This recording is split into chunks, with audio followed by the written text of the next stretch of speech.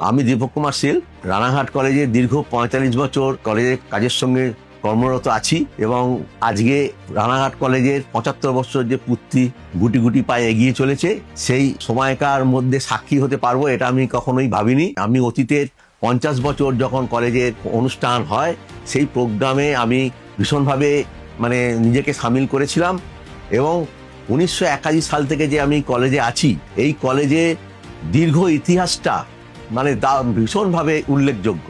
আমরা যখন কলেজে আসি, কলেজে সেই মুহূর্তে কলেজের স্টুডেন্ট সংখ্যা ছিল ২৫০০ থেকে ৩০০০। আজকে সেখানে স্টুডেন্ট সংখ্যা ১৪ থেকে ১৫,০০০ এবং কলেজ ভীষণভাবে বিস্তার লাভ করেছে এই অঞ্চলে। এবং রানাঘাট কলেজ হচ্ছে নদিয়া জেলা এবং তথা পশ্চিমবঙ্গ তথা ভারতবর্ষের একটা উল্লেখযোগ্য কলেজ।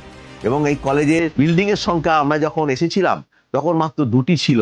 আজকে সেই বিল্ডিংয়ের সংখ্যা ৪। আর একটা বিল্ডিং আমাদের হতে চলেছে, সেটা হচ্ছে G+7 এবং খুব শীঘ্রই তার উদ্বোধনের অপেক্ষায় আমরা আছি। এবং আমি আশা করব আগামী ৬ই জানুয়ারি আমরা রানাঘাট শহর পরিক্রমা করব। সেই রানাঘাট শহর পরিক্রমাতে আমাদের যারা স্টুডেন্ট, ছাত্রছাত্রী এবং যারা এক্স স্টুডেন্ট প্রাক্তন ছাত্রছাত্রী, তাদের প্রত্যেককে এই অনুষ্ঠানে সামিল হতে বলবো। এবং আমাদের যারা প্রাক্তন শিক্ষাকর্মী আছেন বর্তমানে এবং যারা প্রাক্তন মাস্টারমশাই আছেন, তাদেরকেও অনুরোধ করব, আপনারা আসুন, হাতে হাত মিলিয়ে আমরা এই ৭৫ বছরকে এগিয়ে নিয়ে যাই।